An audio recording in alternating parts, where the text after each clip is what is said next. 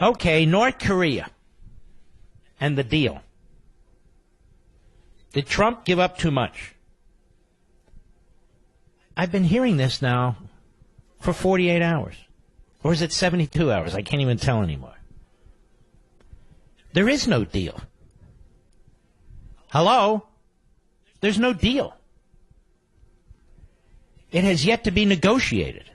They have a general statement, a framework. That's all they have. So I don't know what's been given up or what's going to be given up, and nobody else does either. There was a concession the president made. He ended, at least temporarily, the joint military exercises. They're not war games. I wish he wouldn't use that phrase. They're not games. Those are our military. They're not playing games. It's serious as life and death. These are joint military exercises. And why do we have joint military exercises with allies, including South Korea? To ensure our readiness, to ensure that we're able to coordinate our forces, to practice various tactical moves and create tactical advantages, so forth. I wish the president hadn't conceded that. He must have had a reason to do it. So he did. But there is no deal yet. And there aren't specifics in the deal yet. So what people are arguing over and debating over, one way or the other, are the president's statements, his language, which was very cheery, considering Un is a genocidal mass murderer, where his state, his government, has hundreds of thousands of people in these gulags, in these concentration camps, where they're tortured, they're summarily executed. They enslave people, they rape women, you know, what you would expect from a communist paradise. And, of course, we have nothing but repeated lies from the North Koreans, from his daddy and his granddaddy. And presidents of both parties have been taken. Enormous amounts of resources have been given to the North Koreans. They sign these agreements and they lie. But the president, his Secretary of State, Pompeo, they say, look, this time it's different. That's not going to happen. We're going to have the deal of deals. This is what we do, deals. We're going to have the deal of deals. There's going to be absolute verification, absolute denuclearization. They're not going to be able to hide anything. And if that's true, that'll be terrific. We don't know the specifics yet. Now, the president has kept in place these economic sanctions. They are severe economic sanctions. He hasn't lifted those. We're not removing American troops from South Korea. The president says maybe one day, it's not in the equation today. No, maybe no day we should remove the American troops. We got to think about this area, not just in context of North Korea, but China. I'll get to that in a minute. Now, what some advocates of this non-deal have been saying, and it's really hilarious to listen to them too. Look at the other side, they tell us. Look at the media and the Democrats. Look at what hypocrites they are. Well, that is a DNA factor when it comes to the left and the media. Hypocrisy. The other one is lying. Lying. So they say correctly, these are the same people that agreed with the Iran deal, that did not go through the constitutional treaty process in the Senate, that had all these secret side deals, that conferred tens of billions of dollars into this Islamic Nazi regime to use for terrorism, to use to build ICBMs that were not covered under the agreement, to build conventional weapons, and to cheat. There was no real verification. We were not allowed to look at their military sites. And again, these side deals, these secret deals, even members of Congress weren't aware of them. Certainly the American people weren't. And the president scraps it correctly, which shows he has enormous good judgment. And when he scrapped it, he was attacked. He was attacked almost universally in the media. He was attacked almost universally by the Democrats, by the Obama-oids, which rhymes with hemorrhoids, and by Obama himself, and by Kerry himself. An unverifiable deal that helps fund the Islamo-Nazi terrorist regime in Iran, which says it's going to destroy America and destroy certain of our allies, including Israel. And the left and the media and the Democrats were all for it. And in order to get that deal, Obama gave away everything, the whole damn house. More than that, he even spied on the Prime Minister of Israel. He spied on members of Congress. He spied on Jewish organizations. They also lied to Congress when they said they would not allow the Iranians to use our financial institutions to launder their money, that is, their currency. In the shadows, that was exactly what they were advocating. So you have all kinds of lawlessness, deceit, cover-ups, omissions by the Obama administration in cutting their deal with the Islamo-Nazi regime in Tehran, and still the media supported it, and still the Democrats supported it, and still the Obama-oids are out there defending it. A disaster. And this president had the good sense and the good judgment to finally kill it. And the Democrats are complete frauds, hypocrites, and liars. And same with the media. But that doesn't explain whether we should be for or against what the president is or has done. First of all, we need to see it. They haven't even negotiated it. This was a first meeting. And of course, there are people who say there should have been no meeting, that we gave legitimacy to Kim Jun Un. We gave legitimacy to Kim Jun Un. And our flag should not have flown with the North Korean flag.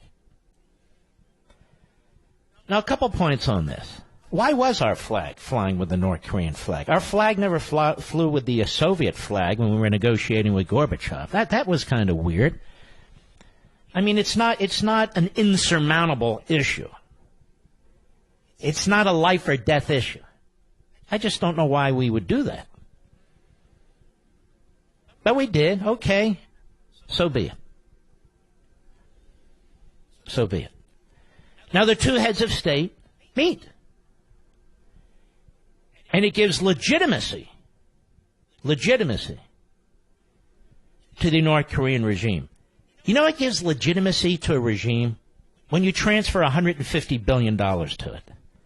You know, it gives legitimacy to a regime and its tactics. It's when you give them $1.7 billion in foreign currency in the middle of the night, flown on a foreign airplane, drop it off at an airport in Iran to get our hostages out. They called that ransom when I was a young man. You know, it gives a regime legitimacy when surrogates for the President of the United States, Barack Obama, officials, Treasury officials, among others, are pressing our banks and foreign banks to go ahead and launder the Iranian currency.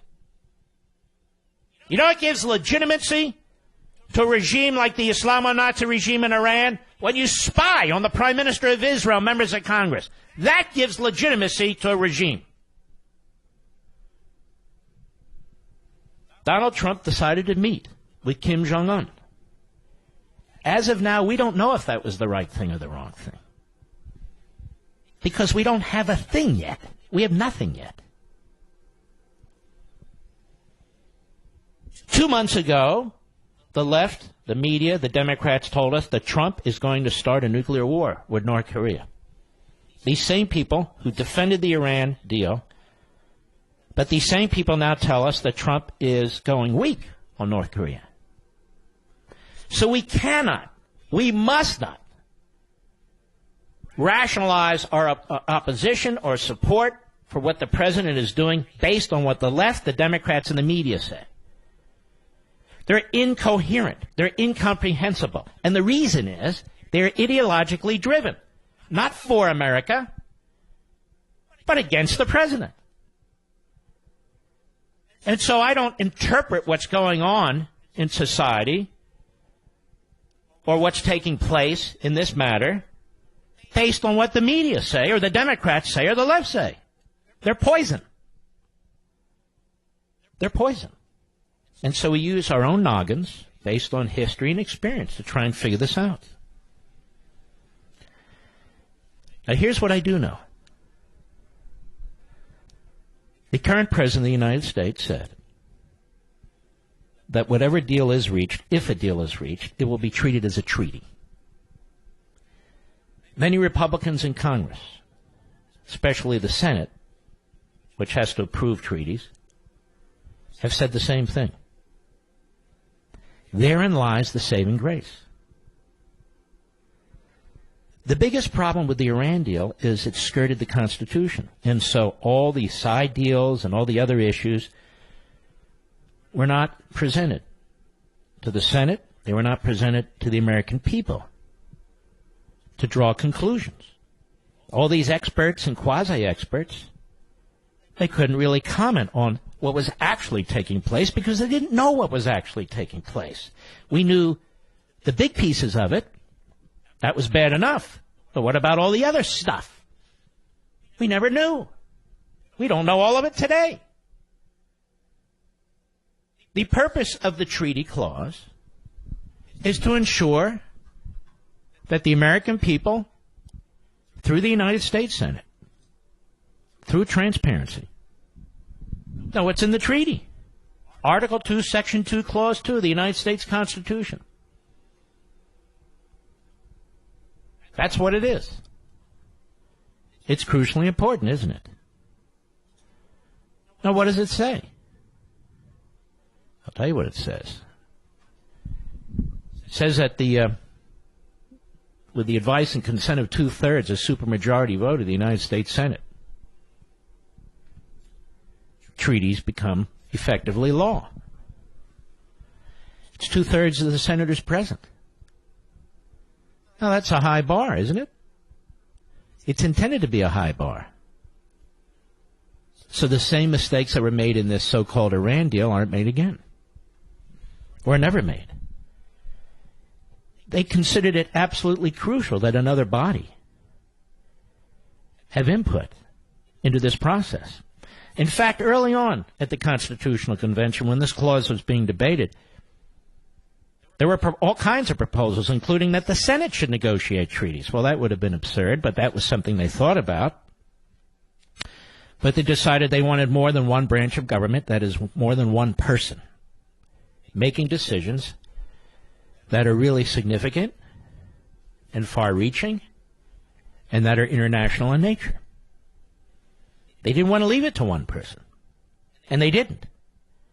And so you have the treaty process. Barack Obama went around the treaty process. Mitch McConnell and Bob Corker went around the treaty process. The Republicans went right along. So now the treaty process, Article 2, Section 2, Clause 2, you can read it yourself, would apply. Now I'm going to tell you how I know it would apply and why that's crucially important. We'll be right back. Mark Levin.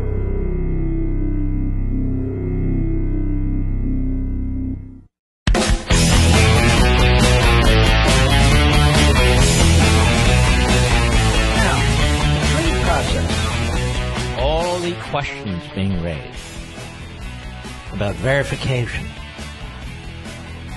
all that stuff has to be presented. What exactly are we talking about? What weapons are we talking about? What delivery systems are we talking about? What kind of verification is there? What kind of inspections are there? All these issues are to be presented in the form of a treaty. So this entire process will be different than the Iran process. Here's how I know. Cut 7, Donald Trump talking to Sean Hannity on Fox TV last night. Go.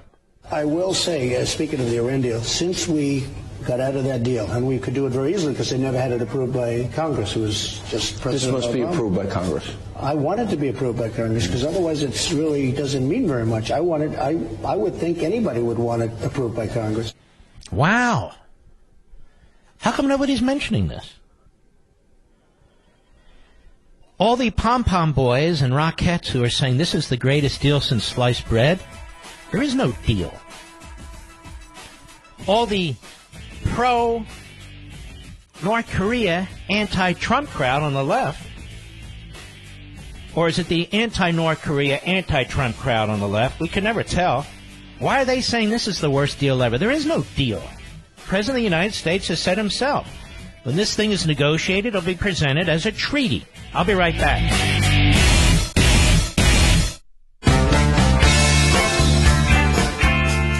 Cast your vote for Mark today for the National Radio Hall of Fame. You can vote by text and email. Text the number 500 to 96,000 and vote at radiovote.com.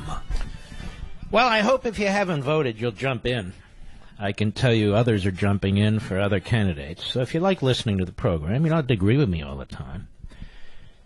But if you like radio and you like listening to this program, as I've liked listening to radio my entire adult life, and even prepubescent life, I hope you'll jump in. Now's the time to do it. You can use your cell phone, whatever kind it is. Text the number 500 to 96,000. That's 96000, 3 zeros. 500 to 96000. And you can vote another way as well. You can vote both, twice. That is, once by text and once online. You go to radiovote.com, radiovote.com. I had somebody come up to me on the street and said it didn't work. I kept trying to vote for you because you've got to vote in two categories. The first category, I'm not even in. You can vote for somebody or hit the abstain button. They have an abstain button. And then that's how you get to my category. And then you can click on my photo or the button next to my photo and then submit it. And I'm very, very grateful to all of you who have voted and grateful for all of you who will.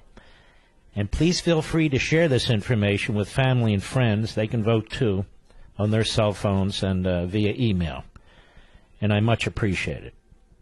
Now, I just said that one of the differences here, should there be a deal with North Korea, is it would be submitted to the Senate for ratification. But then I heard Mitch McConnell at a press conference yesterday. Cut 6, Mr. Producer, go. I think there'd be widespread interest in Congress for having an involvement in this. If the president can reach a significant agreement with the North Koreans, I hope it takes the form of a treaty. That's what the founders of our country anticipated, and that's why it's in the Constitution.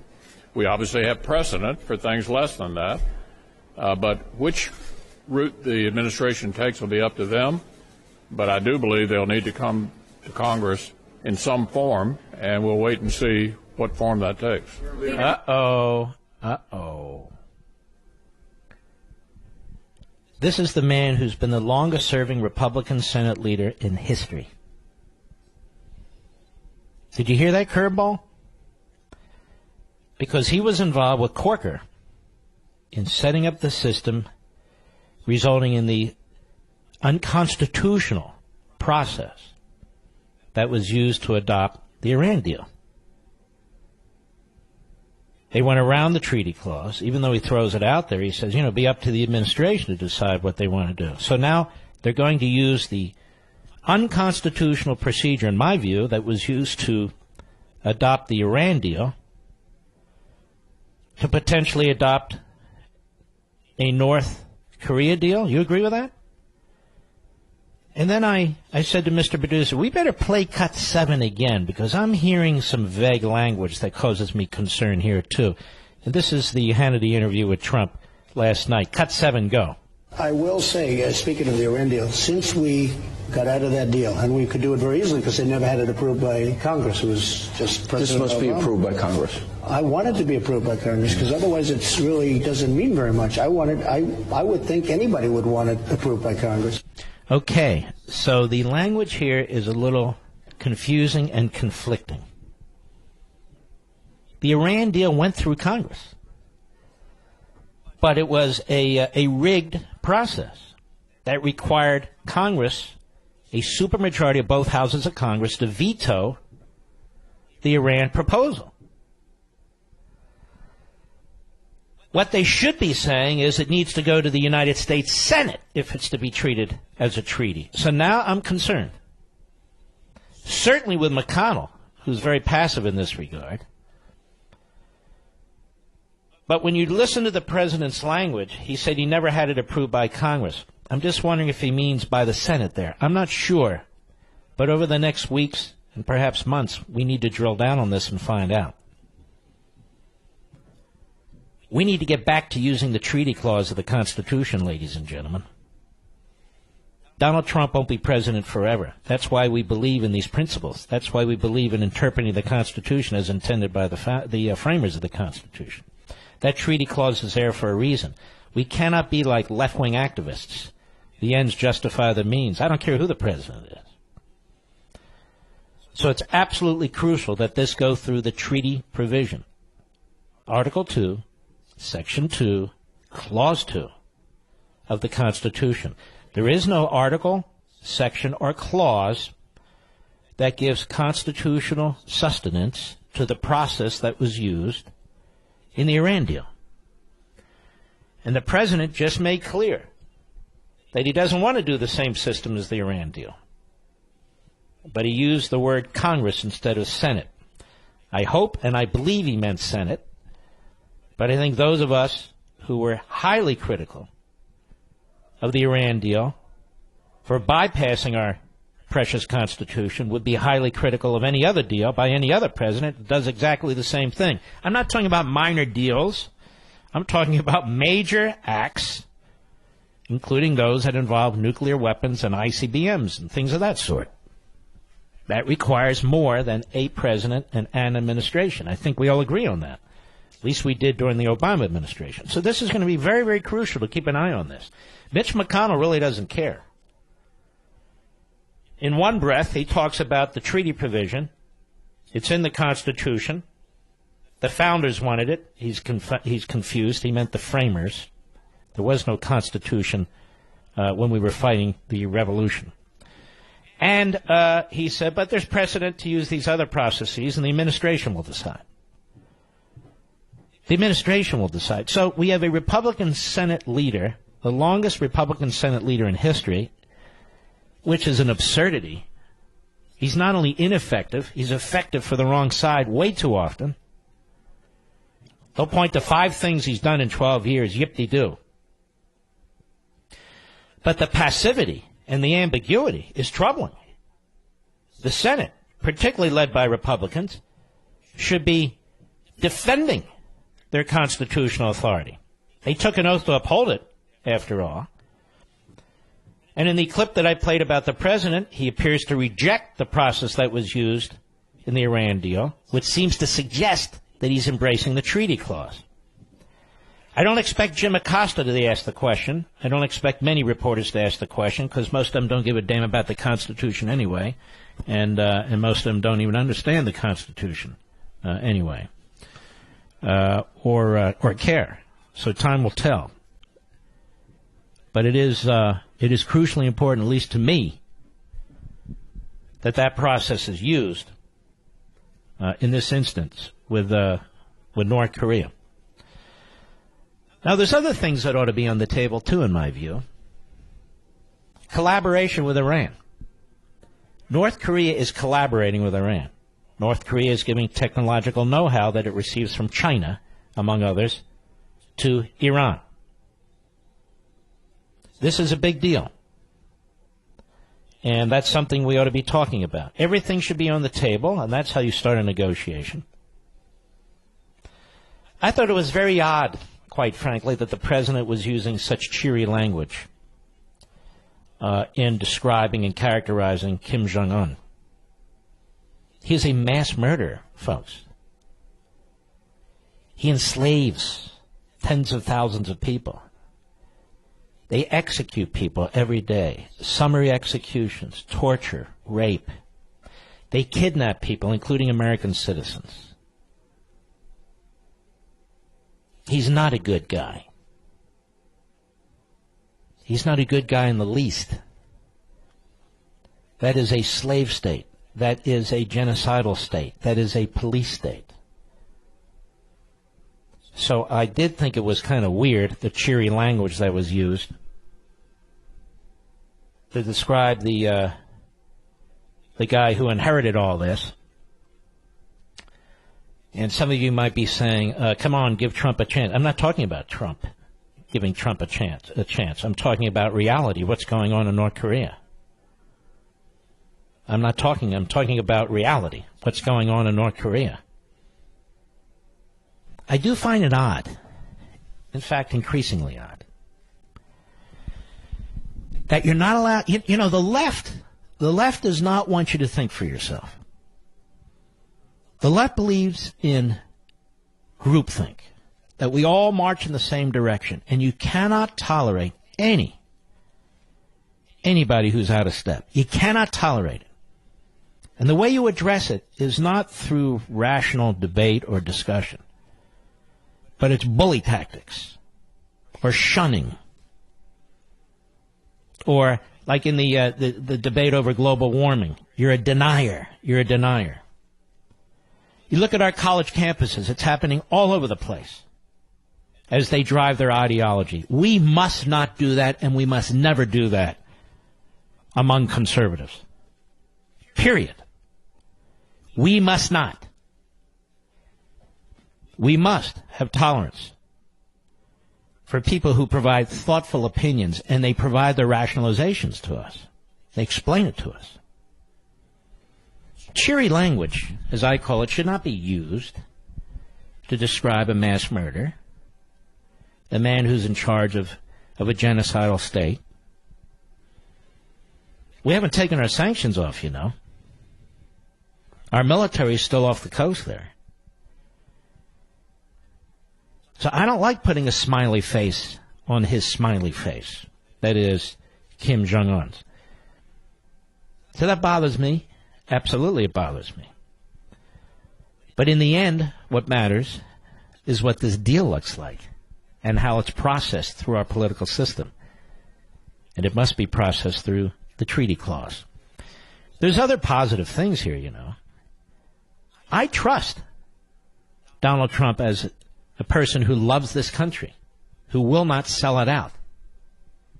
I trust his Secretary of State, Pompeo, as a solid conservative with his eyes wide open. I trust John Bolton, who I've known for decades.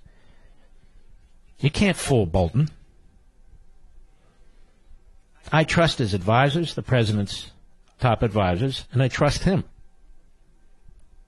Doesn't mean I agree with every single thing, like the concessions on joint military exercises, or the language that's used to describe the mass murder. Why use any language? You don't need to describe him at all. Say I had good meetings with the guy. Not that he's a good guy and so forth. He's not a good guy. In fact, he's a very bad guy. And if this is presented properly as a treaty, then we can get into the issue of how it's enforced, how it's verified. I just think these senators who are jumping up and down right now, many of whom were absolutely silent when it came to the Iran deal, or worse, were all for it when they didn't even know what was in it. They just need to keep their powder dry because they don't know what's in this deal because a deal hasn't been negotiated yet. I'll be right back. Mark Levin.